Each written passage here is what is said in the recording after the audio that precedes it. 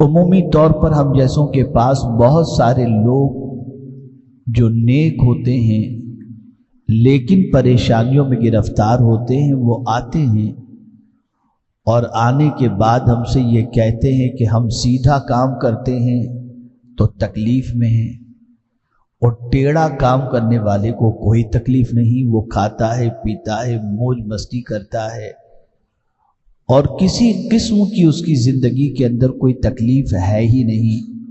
ہم سیدھی طریقے سے کمانا چاہتے ہیں تو کما نہیں پاتے، اور غلط طریقے سے کمانے والے آج عیش کی زندگی گزار رہے ہیں۔ ہم سیدھی طریقے کی زندگی گزارتے ہیں تو ہمارے گھروں میں بے شمار پریشانیاں ہیں، اور جو غلط طریقے سے زندگی گزارتے ہیں ان کے گھروں کے اندر کوئی تکلیف نہیں۔ تو میں آپ کو ایک چیز عرض کر دوں، اللہ کے قانون کو آج آپ سمجھ لو، اور جب یہ قانون آپ سمجھ لیں گے تو انشاءاللہ العظیم زندگی بھر کے لیے آپ کی زبان سے یہ شکایت انشاءاللہ نہیں ہوگی۔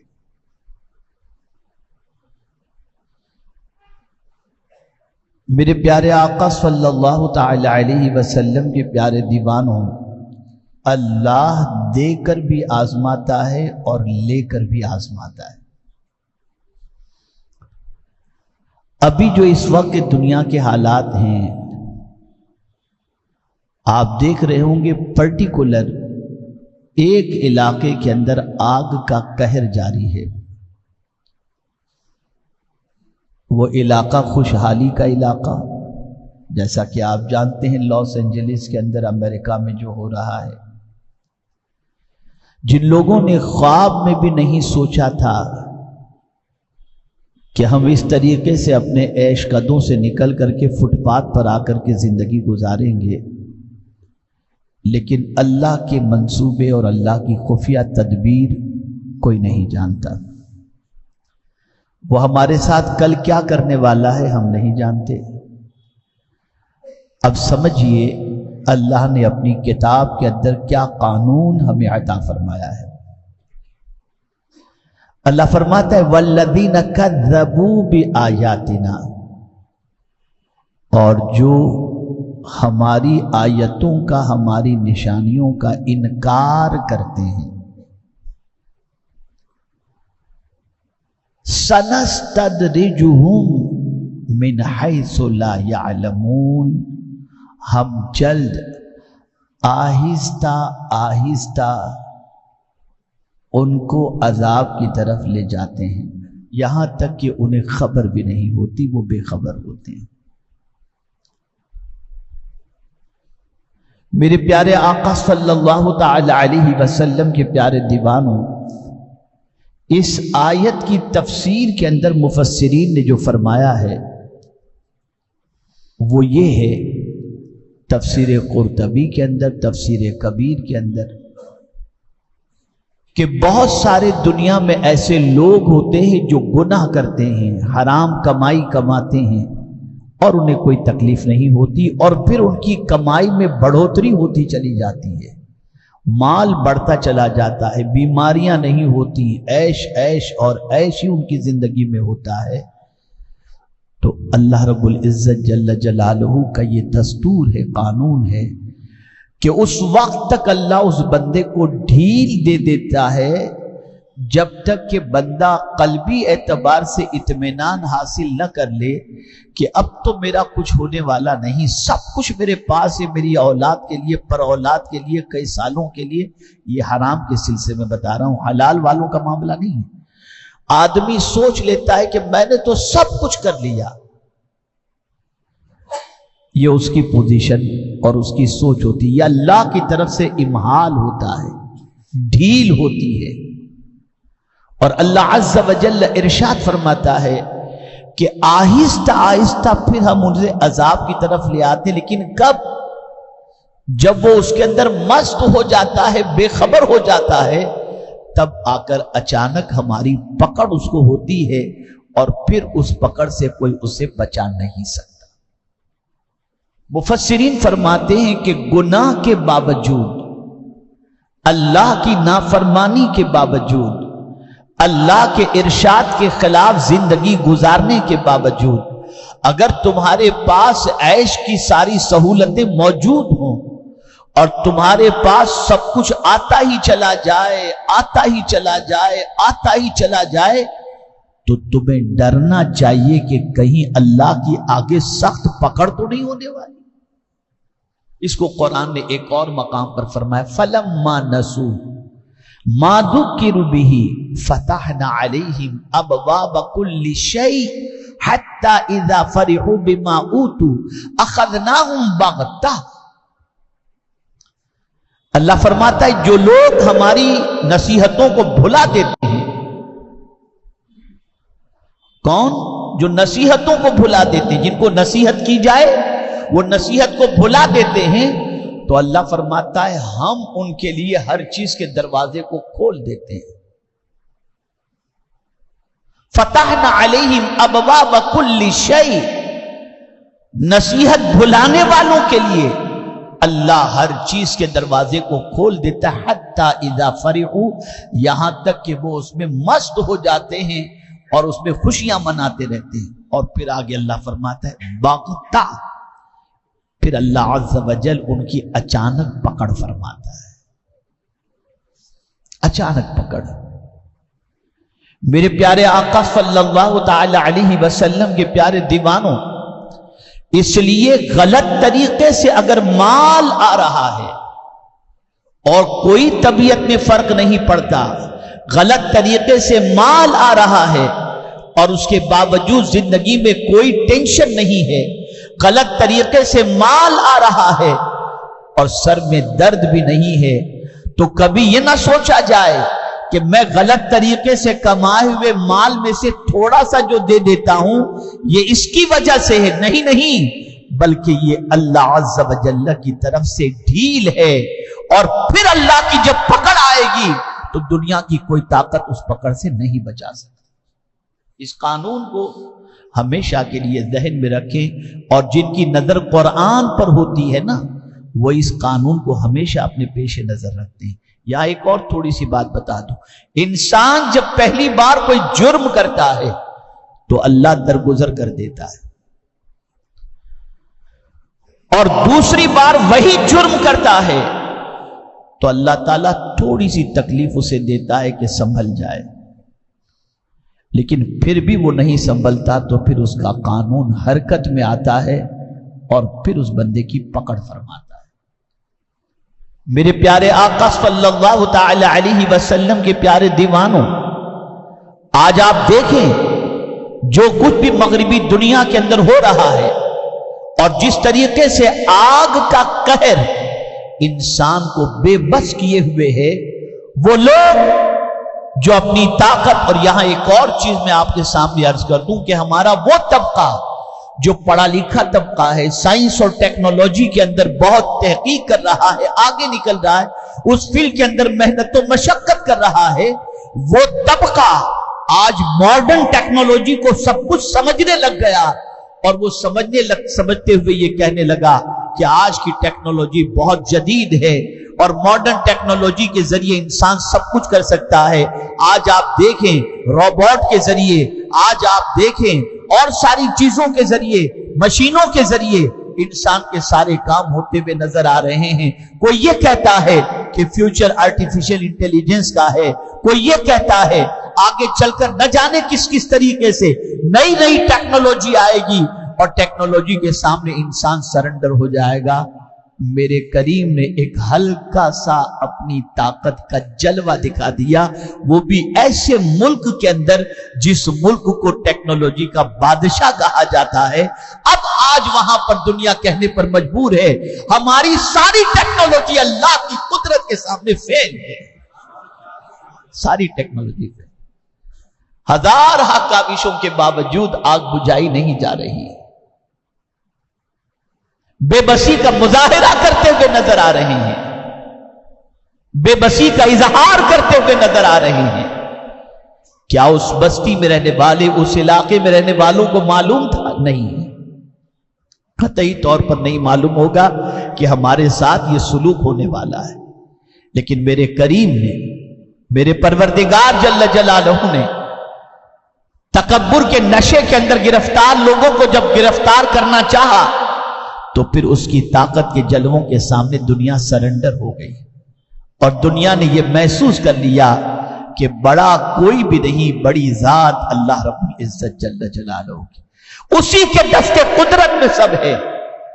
میرے پیارے آقا صلی اللہ تعالی علیہ وسلم کے پیارے دیوانوں، اللہ عز و جل تنبیہ فرماتا ہے وَأُمْلِي لَهُمْ، ہم ان کو مہلت دیتے ہیں۔ اللہ اکبر، اللہ اکبر۔ اسی مہلت کو انسان یہ سمجھتا ہے کہ یہ مہلت نہیں بلکہ میرے حق پر ہونے کی دلیل ہے۔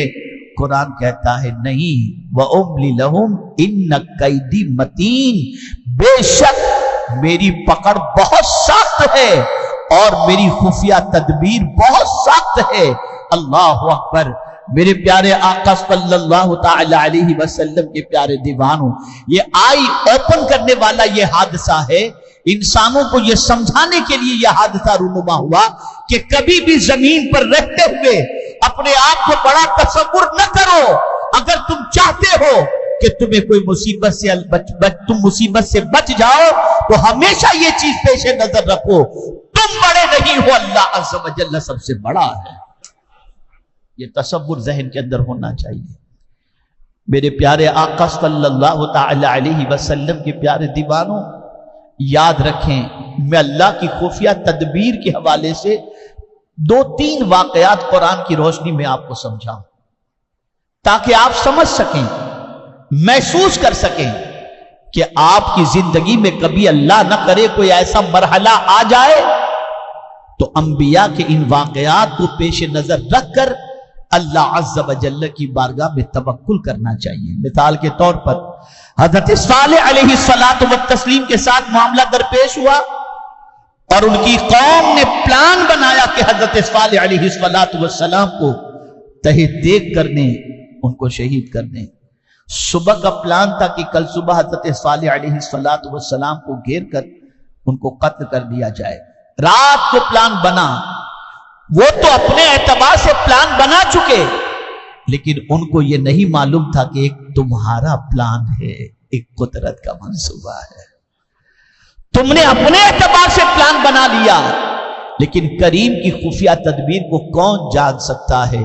وہ مست تھے، ایسے میں اللہ عز و جل نے ایک ایسے عذاب کی لہر چلائی کہ حضرت صالح علیہ السلام کو تو کچھ نہیں ہوا، منصوبہ بنانے والے خاک کے اندر تبدیل ہوئے۔ رسول اعظم صلی اللہ علیہ وسلم کے حوالے سے دیکھیں کہ پیغمبر رحمت صلی اللہ تعالی علیہ وسلم کا دار الندوہ کے اندر پلان بنتا ہے کہ اگر مصطفیٰ جان رحمت صلی اللہ تعالی علیہ وسلم کو شہر بدر کر دیا گیا یا گرفتار کر لیا گیا تو کوئی نہ کوئی ان کو بچا لے گا، چھڑا لے گا، حملہ کرے گا، پھر یہ نکلیں گے، ان کی زبان میں تاثیر ہے، لوگ ان کے کلام کو سنیں گے اور کلام کو سننے کے بعد ان کے پھر گرویدہ ہو جائیں گے۔ اس لیے کوئی ایسا پلان بنایا جائے کہ نہ رہے بانس نہ بجے بانسری، تاکہ ہمیشہ کے لیے جھنجھٹ ختم ہو جائے۔ تو پھر سوال پیدا ہوا کہ اگر محمد صلی اللہ تعالی علیہ وسلم کو شہر بدر کر دیتے ہیں، یا پھر اگر اسی محفل کے اندر دار الندوہ میں شیطان انسانی لباس کے اندر آیا اور آ کر کے شیطان نے یہ مشورہ دیا کہ ایک کام کرو، سارے قبیلے کے لوگوں میں سے ایک ایک نوجوان کو سلیکٹ کرو اور ایک ایک نوجوان ہر قبیلے کا ہو اور سب مل کر محمد صلی اللہ علیہ وسلم کے گھر کا محاصرہ کرو، جب وہ گھر سے نکلے ان کو اسی موقع پر قتل کر دو۔ اللہ اکبر۔ دار الندوہ کے اندر منصوبہ بنایا ہوا یہ پلان جب فائنل ہو جاتا ہے تو آقا کریم صلی اللہ تعالی علیہ وسلم اپنے گھر کے اندر آرام کر رہے ہوتے ہیں اور دشمن باہر سے گھیر لیتا ہے کہ مصطفیٰ جان رحمت صلی اللہ علیہ وسلم نکلیں اور ان کو شہید کر دیا جائے۔ گھیرا کیے ہوئے ہیں، لیکن اللہ کی تدبیر کوئی نہیں جانتا۔ اللہ اکبر۔ میرے آقا صلی اللہ علیہ وسلم کو حضرت جبریل امین علیہ الصلوۃ والتسلیم نے خبر دے دی کہ یہ پلان بنا ہے اور اللہ نے آپ کو ہجرت کا حکم عطا فرمایا۔ باہر دروازے پر دشمن موجود ہیں، اور گھر کے اندر مصطفیٰ جان رحمت صلی اللہ علیہ وسلم موجود ہیں. آقا کریم صلی اللہ علیہ وسلم نے اپنے بستر پر مولا علی کو سلایا اور حضور صلی اللہ تعالی علیہ وسلم سورہ یاسین کی ایک آیت پڑھ کر مٹھی کے اندر موجود مٹی پر رسول اعظم صلی اللہ علیہ وسلم نے دم کیا، یوں پھینکا، سب کی آنکھیں اندھی ہو گئی اور حضور صلی اللہ علیہ وسلم ان کے درمیان سے گزر گئے. اور صبح جب دروازہ کھلا اور باہر مولا علی نکلے تو ان کو حیرت ہوئی. سب تیار تھے سرکار صلی اللہ علیہ وسلم کو شہید کرنے کے لیے، لیکن حضور کی جگہ پر جب مولا علی کو دیکھا تو دنگ رہ گئے. پوچھا کہاں ہے محمد صلی اللہ علیہ وسلم؟ کہا مجھے کیا خبر، میں تو آرام کر رہا ہوں، وہ تو کب کے چلے گئے. اللہ اکبر.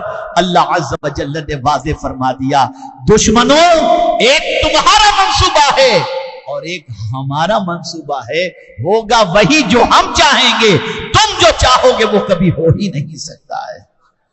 اے رسول اعظم صلی اللہ علیہ وسلم کے دیوانوں، ہمیں اس سے کیا سبق حاصل ہوتا ہے؟ ہمیں کیا نصیحت حاصل ہوتی ہے؟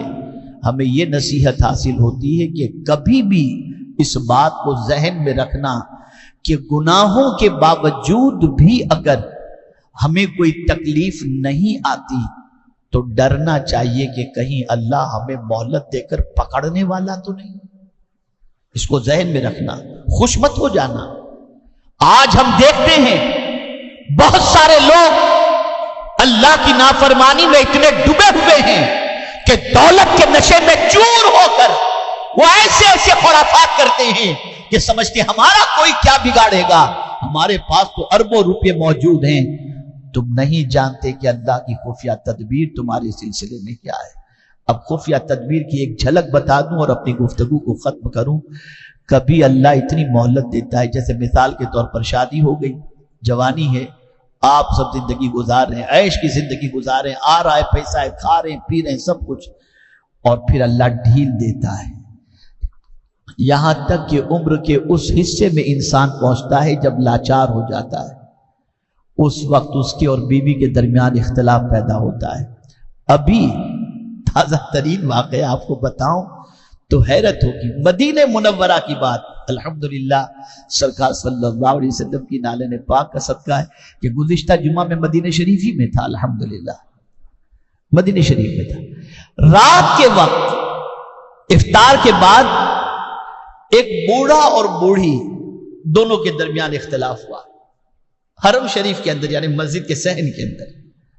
اور آپ کو حیرت ہوگی اس عمر کے اندر کہ میں سمجھتا ہوں کہ دونوں کی عمر 65 کے اوپر کی ہی ہوگی. شوہر بیوی کو ڈھونڈ رہا تھا، بیوی کچھ لینے چلی گئی ہوگی، آنے میں تاخیر ہوئی. اب شوہر وہاں پر چپل لے کر مارنے کے لیے دوڑ رہا ہے اور بیوی گالی گلوچ کر رہی ہے. یہ اللہ کی خفیہ تدبیر ہے، انسان اسے نہیں سمجھتا.